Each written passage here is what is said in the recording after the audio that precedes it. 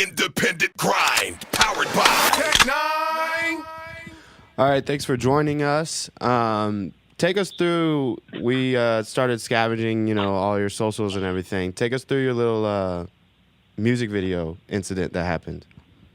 Well, we were filming a video in my old neighborhood in West Oakland for this new song called Calm Down. Hasn't released yet. But basically I reached out to a director who I've been working with for about 10 years. And he had his crew, and he came up with this idea basically to have this, it's kind of like a setup where this young kid is it looks like he's picking up dope from this neighborhood house, and then like he's kind of like driving through the neighborhood, and these guys start following him. That's kind of the concept of the video. So it's kind of like this thriller-esque type of energy. So we had two people on the block, two houses that were working with us, people that lived there. One was a producer, one was like his auntie who owned the houses, and we were using her house and dude who lived on the block. I don't know where you guys are from. West Oakland is like a very interesting place in Oakland right now because it's the closest point to San Francisco. So everybody wants to live there in terms of gentrification, but historically it's an African-American neighborhood. So there's a lot going on there. You feel what I'm saying? It's like people with brand new money building $1.5 million condos next to the trap house. You know what I'm saying? Like literally you can find anything in that neighborhood. So we were sitting on the block, and everybody got there about 8:30 or so, and my homie the cameraman was renting a red, or we were renting a red camera from him. The cameraman owned it. And so expensive camera. Yeah. I mean, with everything, like the body is about $20,000, the lens about 10, the battery's about 10. So as you start putting pieces on this thing, it adds up pretty quick.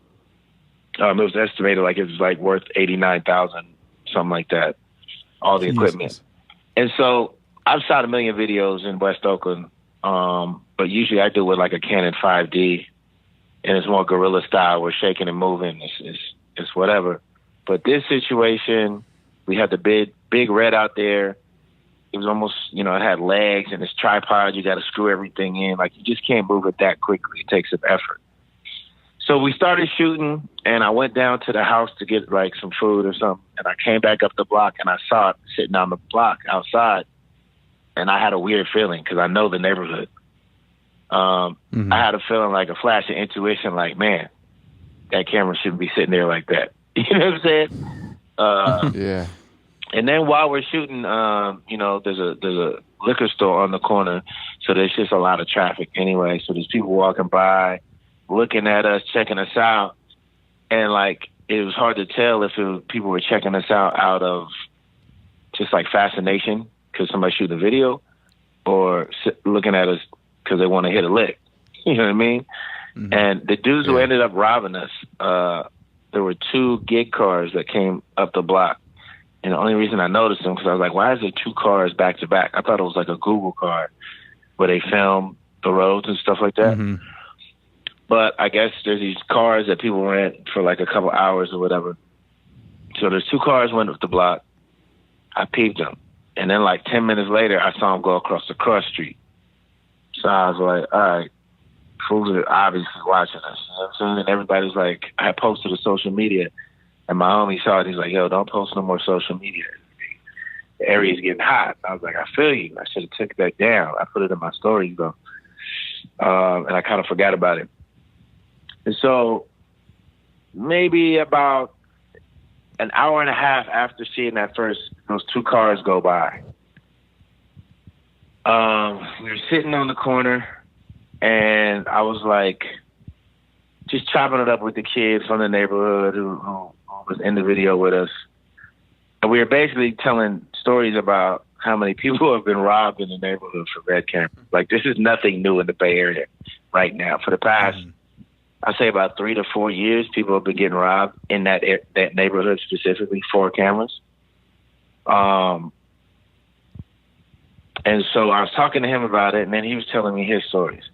Then they were like, all right, let's film the next scene. So they told me to go across the street behind this van. so I wouldn't be in the shot. The basic scene was the kid on the bike pulls up the block, he drives up the block, and then this car, it's like a yellow Cadillac or something, pulls out and follows him up the block. It's like the entry into this chase scene, whatever. So they do the scene. I'm behind the van talking to the producer. And next thing I know, about 30 seconds later, the kid on the bike's coming up the block. He's like, they got us. I go, what? I come around from behind the van. I look at the corner, and everybody, or at least the director, the cameraman, and his brother all got their hands in their head, and the camera's gone. We got the security footage from the liquor store. You couldn't really make out the faces, but you just see these guys, one came from one side, one came from the other. The first guy didn't have a gun. He grabbed the camera, and then the other guy came out from the other side near the liquor store and put the gun to the cameraman's head. And they both took the camera, got in the car, and took off. And we tried to clock them. We tried to call the gig place and see if they rented the car in their name, which, of course, they didn't. I don't know, man. It was a bad situation. We felt violated for sure, but we just wanted to change the energy, man, and not let it be I don't know. It just felt really, we're like independent artists, man, trying to do something based in the community on some, positive energy thing. And just to get robbed like that, it just felt like, I don't know, like a cannibalistic type of energy. You know what I mean? Like eating from your own pot or of your own self. Yeah. You know what I'm saying?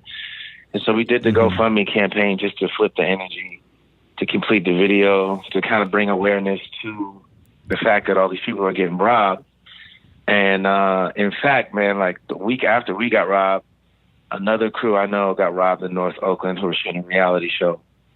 The week after that, a dude got killed in San Francisco on Twin Peaks, which is like a big tourist location to shoot from. He was like a 71-year-old dude who was location scouting. They killed him and took his camera. The week after that, a kid was sitting in Starbucks or something with his laptop making beats. And these kids ran in and grabbed his computer, and he ran after them. Tried to hold on to the car, I guess, when they were pulling off, and ended up getting run over. He died. I say all that to say that the gentrification situation in the Bay Area is so extreme that the people at the bottom feel like there's nothing to lose. People are getting very desperate. Armed robbery out here is higher than it's been in decades. And, traditionally, Oakland in the 80s was rough. You feel me? But it's like a different thing. Maybe it's not as rough now, but the people who've been here that don't have much, with the soaring rents, and these shanty towns are being erected all over the city because people just can't afford to rent. People are living on the streets and tents everywhere. It's kind of crazy. It wasn't like that 3 years ago.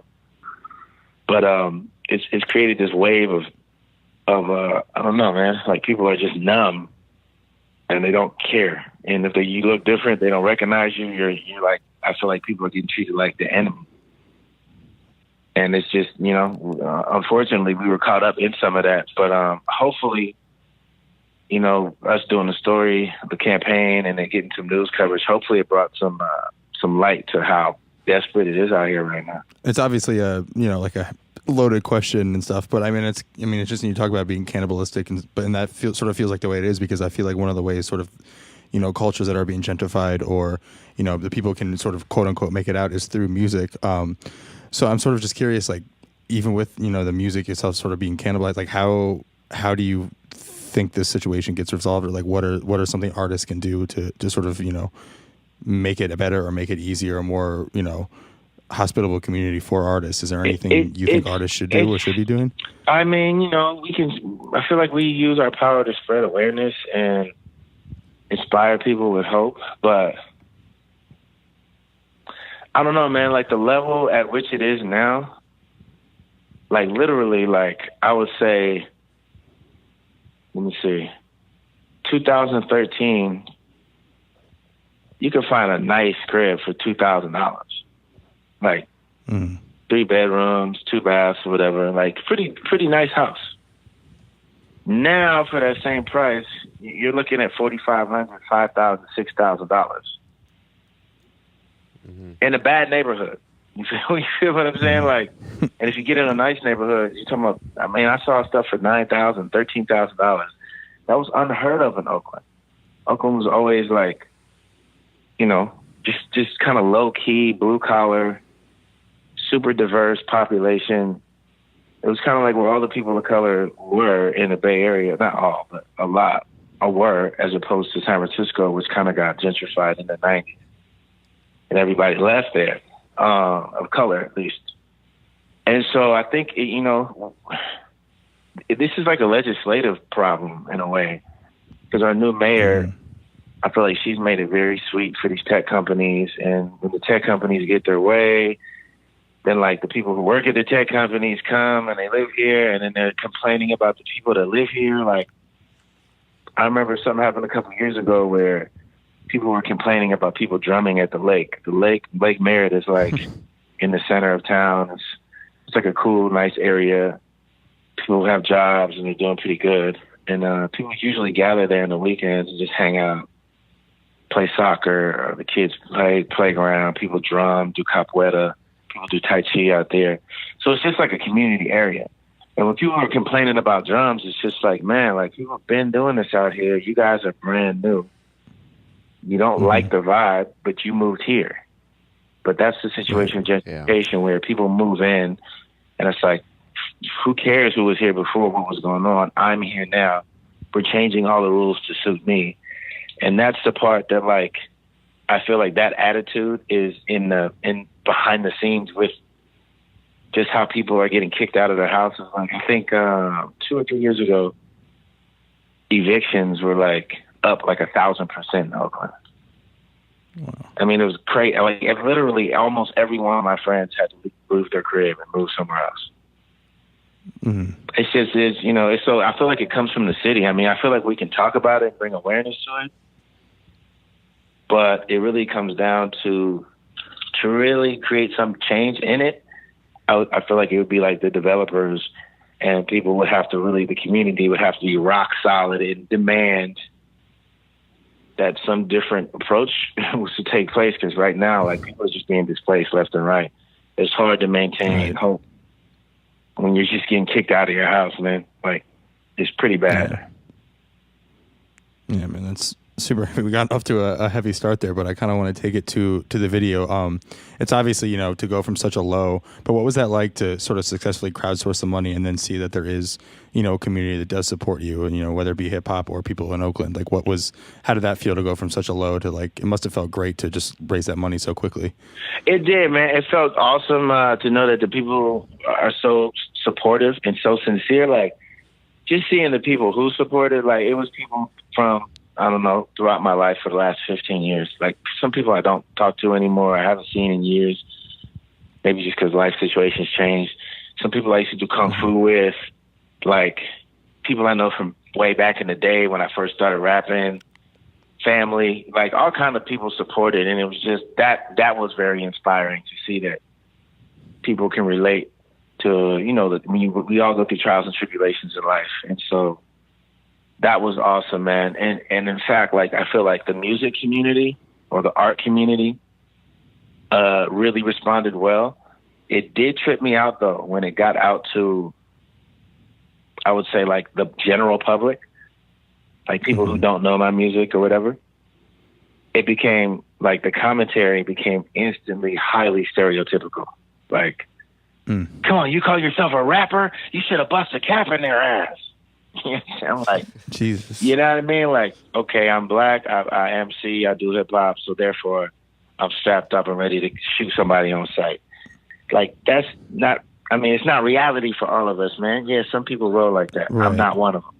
You know what I'm saying? So it was just interesting to see, like, the level of, to be frank, ignorance and the way that people still look at this culture, man. Like, it's been around, I feel like, for so long that, but maybe just, you know, people aren't tuned in like I am. I live it. I'm in it. I've been in it for a long time. And I just realized, like, a lot of people get their culture from TV or, like, mass opinion. Yeah. They don't really take the time to go in and even, they didn't even listen to one of my songs. I feel like if they listened to one of my songs, I'm not on no gangster, villain, kill motherfuckers. Like, that's not my stage. You know what I'm saying? It never has been. But just to see like that wave on the outside, obviously everybody like who knows the music was on these threads. Like, are you serious? This is so funny. Yeah. Like, this guy is all about peace and love and you know what I'm saying, living your dreams and spirituality. Right. And you guys are talking about, you think he's supposed to kill somebody on set? Like, nah, not this dude. And you know, but yeah, on the other side of it, it was very inspiring, and it just lets me know there's a lot more work to do, man, to bring awareness to people.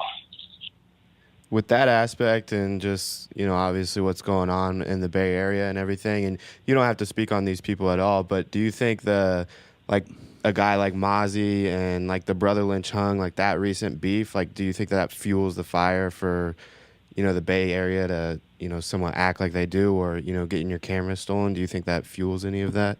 I wouldn't necessarily say their beef, because their specific beef is like, Sacramento is not the same as Oakland. Like, Oakland, we don't have red and blue. We don't have Crips and Bloods like that.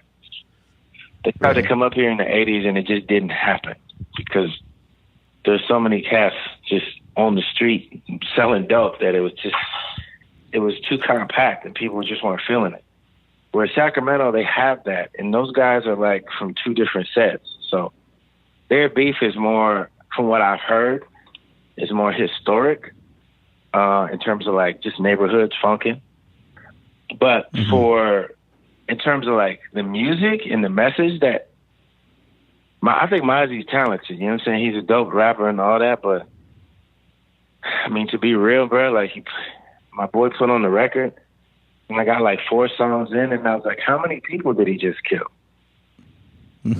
You know what I'm saying? Like, how many people just got murdered on wax? You know what I'm saying? Like, it makes me feel depressed, man. When I hear all that murder and death, and maybe he's really from that, like apparently so, from what people say, I don't know him. It's cool, but it ain't for me. And I feel like it's hip hop right now in this moment. It favors, like, you know, it goes through waves, it changes. And sometimes, you know, back in the late 80s and early 90s, it was more like a conscious vibe. And then it kind of switched over and got rough, rugged, and raw, and then it got gangster. And right now, it's like the ratchet energy is like, I just feel like the frequency of hip hop I wouldn't say as a whole, but what's presented mainly to us, not the real culture underneath, but what's presented by the business aspect is like this mentality of like low frequency energy, man. This like primal sex, murder, money. I'm better than you. I'll steal your girl. I'm high all day. I got more money than you. Like, these concepts have like, it's unbalanced, basically. We got a few cats, J. Cole, Joey Badass, Kendrick. We got a few cats, like, I feel Logic holding the mantle of just, you know, just keeping it creative and conscientious somewhat. But I think it's really unbalanced how the portrayal of our lives right now, man. It's not, who lives like that, man? Right. In a different context, we were sort of talking about this in the hip hop bubble. We were talking about, you know, artists we think are buzzing or whatever. And, you know, it's funny because when you live in this world, you understand, you know, there's different degrees to it and there's different levels to it. Just like sort of, I think there's different representations. But it's interesting that, like, you know, we get so caught up in this bubble and we think we understand this world. And then you take a step outside to people who may not be so privy to hip hop and into the culture. Right. And it's like they have a completely different representation of it. Right.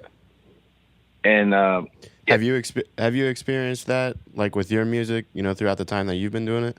Just like stuff that you're like, wow, I got to kind of take a back seat on that, maybe venture off to newer things? What do you mean? Give me some more context. Like, let's take, like, if you've ever talked about smoking weed and, like, you did that as, you know, in your younger days, and maybe you don't do it so much anymore, so you feel like you have to take that out of your lyrics or just anything like that. I mean, of course, man. I mean, dang, if I was the exact same as I was when I first started rhyming, like in my 20s, that'd be a shame. I mean, come on, man. Like, you we gotta evolve as human beings. You know what I mean? I feel like the music should evolve as you evolve and change.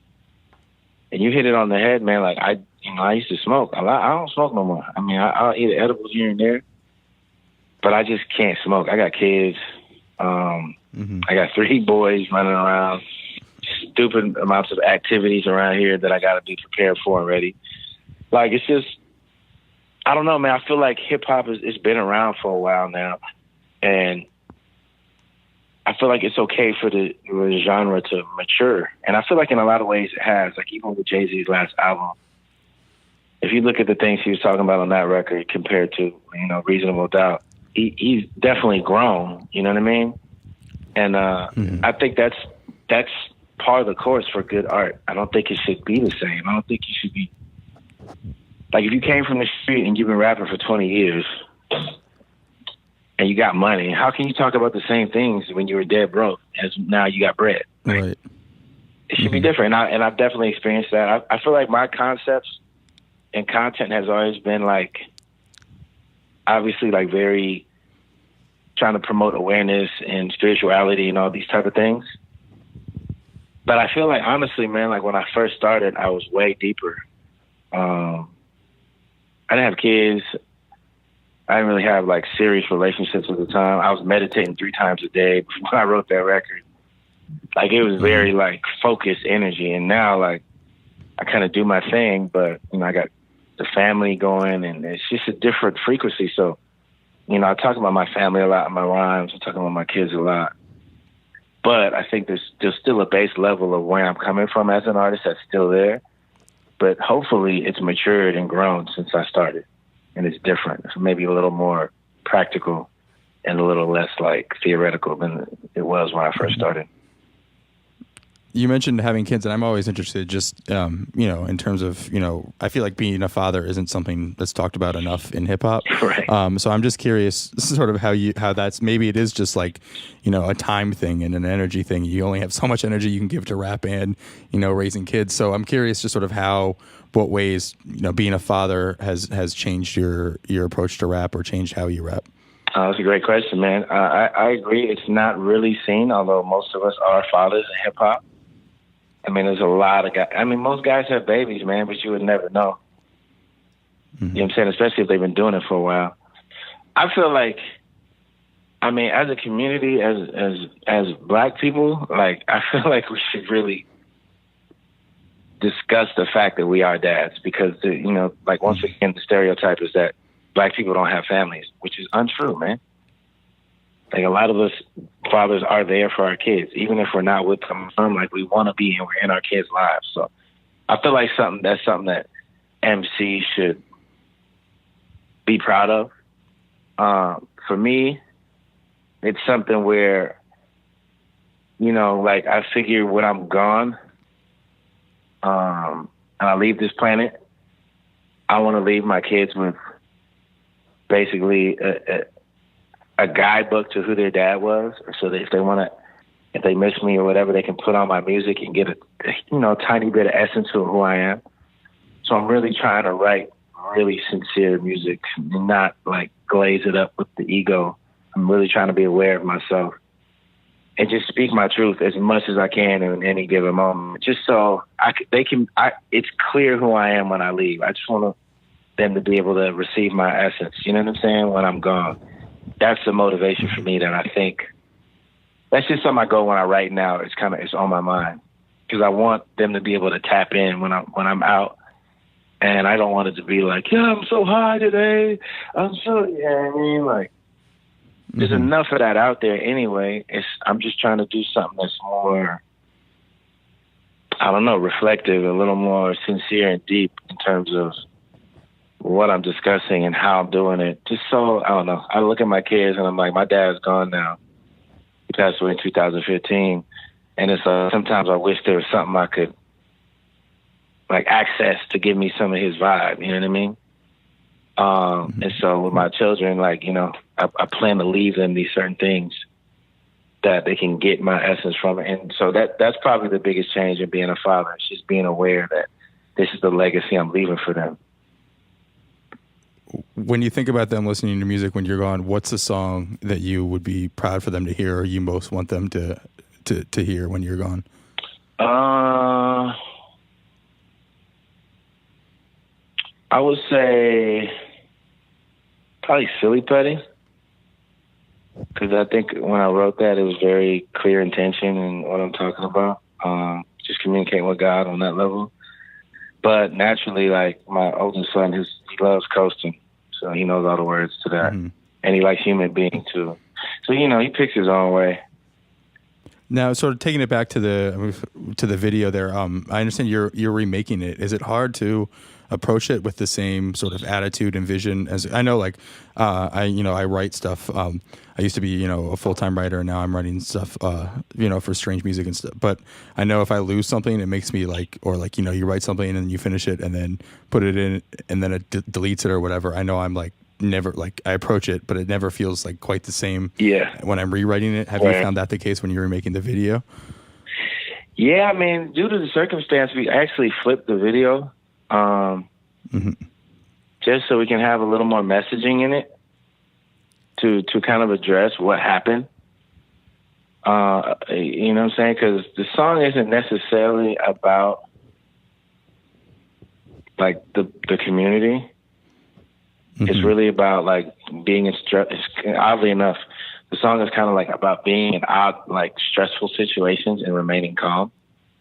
And which just maybe fits even better since we got you know what I mean? It's weird. But we definitely added some different aspects to it because we wanted to be more like a social message instead of at first it was kind of a social thing, and then at the end there's like this punchline where kind of like, when I read it after, we were like, we're going to reshoot it. I was like to the director, I was like, man, I don't know about the ending. I think we should hit him with a punch, man. So we're delivering something. He's like, nah, I feel you. So we've definitely taken some of the aspects of it and kept it the same. But I think like the ending, probably halfway through to the ending, we switched up. Now, in terms of other new music that's you're working on or has come out recently, you dropped a new song with DJ Fresh. How did that one come about, and can you talk about that one? Well, we were on tour last summer. Zionite, Grouch, and Eli, and he was our DJ. And while we were on tour, man, he had hella beats, and I was rooming with him, and literally, this dude was making like 8 to 12 beats a day, and we were gone for 6 weeks, so. He had a lot of music, you know what I'm saying? And he was coming back to the room every night, and he was like, yo, Zoom, I want to do a Tonight Show with you. And I was like, cool. And he's like, listen, I'll make beats. He's like, if you write songs, I'll keep making beats. He's like, if you don't write songs, I'm going to slow up. He's like, I'm telling you, I'm not going to be inspired. So I was like, all right, let's both go. So while we were on the road, we did I think we did 10 songs on the road. And then I got back and re-recorded them, and we were just like, all right, let's just put this record out. And I still have like a couple.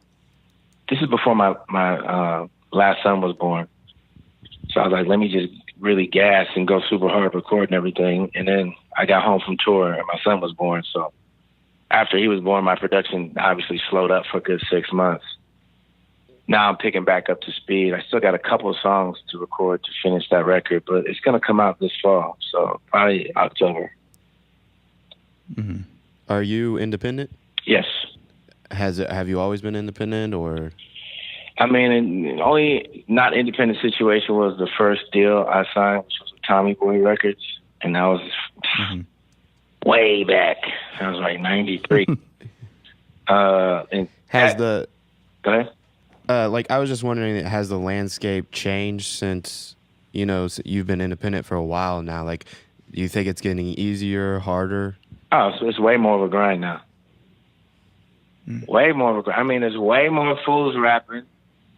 The internet has, it's totally different, man. I mean, back in the day, we used to make a record, tour for a year and a half or a year, and then come back, sit on a record, make another one, and then every 2 years drop a record, and it was fine. Now, you wait 2 years to make a record, fools forgot who you are. It's like the grind is totally different. Back then it was project based, like album based. Now I feel like hip hop is very much singles and video driven. So like you build up, or mixtapes a little bit in there. It's just like content. It's like a process of continually delivering content in one way or another. I mean, guys who are big like Kendrick can sit back and just make an album, but he's the top dog. Right. All the rest of us who are especially cats trying to build momentum, it's way more of a 9 to 5 everyday type of thing, because you got to make sure you're keeping people's attention. You have to engage with your fans on social media. You got to give them something to think about. You got to invite them in. It's just a different process. Back then, it was very much like Baby Major vibe, and even in terms of being independent, because you have that. It's like there's buffer between you and fans, whereas now that's gone. It's pretty much direct, and people want to really buy into who you are, or whatever quote unquote your brand is. So I think the game is totally different, man. It's people were selling, like, independent groups were selling 50,000 vinyls of a single back in the day. Like, that's not happening anymore, man. Streaming, everything's different. Like, you know what I'm saying? Yeah, and I think it's funny now that since the independent rise, people, it seems, I think a lot of people say, like, oh, anyone can make music and anyone can, it's so cool now that, like, artists have this freedom. But I think the fact that anyone can make, it's kind of a catch-22, because now so many people are making it, and it's even harder for you to sustain yourself in that environment.